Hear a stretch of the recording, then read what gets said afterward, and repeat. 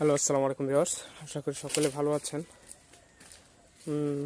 আমার মন খারাপ, কারণ কিছুদিন আগেও আমাদের বাগানের অবস্থা অনেক ভালো ছিল। আমি আপনাদেরকে যখন বাগানে সেচ দিই, তখন আমি আপনাদের কলা বাগানটা দেখিয়েছিলাম। কিন্তু আজকের অবস্থা খুবই করুণ, কারণ কিছুদিন আগে হালকা একটু ভাইরাস দেখা দিছিল। তো তখন আমরা সবগুলোতে স্প্রে করছিলাম, কিন্তু এখন প্রায় পানি দেওয়ার প্রায় 15-20 দিন পর আজকে বাগানের অবস্থা দেখতে পাচ্ছেন। এখন পর্যন্ত আমি প্রায় 15টার বেশি গাছ কেটে ফেলছি। মানে ভাইরাসে গাছের অবস্থা খুব বাজে হয়ে গেছে। আমি আপনাদের দেখাই কি সমস্যা।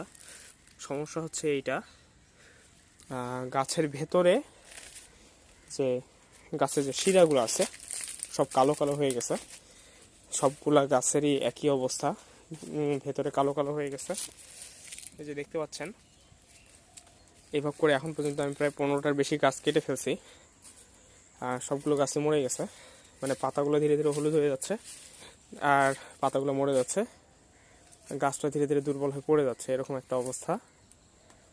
আমরা স্প্রে করার পরেও এমন একটা অবস্থা। অনেকে বলে যে ভাই প্রচুর লাভ। আসলে ভাই লাভ হবে আমরা যখন গাছ থেকে একটা ভালো ফসল উঠাইতে পারবো। কিন্তু যে পরিমাণে গাছ আমি কাটতেছি আজকে, এখনও আরও প্রায় 8-10টা গাছ হয়তো কাটা পড়বে। আমি চেষ্টা করতেছি যাতে কোনো ভুল গাছ কাটা না পড়ে, কারণ গাছের অবস্থা দেখলে বোঝা যাচ্ছে যে কোনগুলো গাছে ভাইরাস ধরছে। যেমন আমি যদি আপনাদেরকে দেখাই, এই গাছটাতে মোটামুটি এখন ভাইরাস ধরছে। এই যে আপনারা হয়তো দেখতে পাচ্ছেন, এই যে দেখেন, এই যে পাতাটা হলুদ হয়ে গেছে। আর ধীরে ধীরে হচ্ছে কি, এই যে পাতাগুলো আছে, এই পাতাগুলো সব ভেঙে ভেঙে পড়তেছে অটোমেটিক। গাছটা দুর্বল হয়ে ভেঙে ভেঙে পড়তেছে। আর সেম এই যে এই গাছটাও দেখতে পাচ্ছেন, এই গাছটার একই অবস্থা। আমি আপনাদেরকে কেটে দেখাই।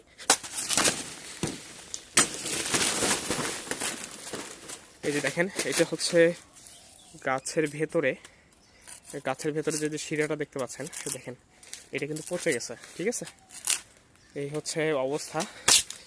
তো আমাদের বিশাল বড় একটা লস বাগানটাতে। কারণ আমি লস বলবো না, এটা সব কিছুই আল্লাহর নিয়ামত। এখন বাকিটা কি হয় সব উপর আল্লাহর হাতে। আমি বাগানটা এখন সাফ করতেছি, সাফ করার পরের অবস্থা আপনাদেরকে দেখাবো।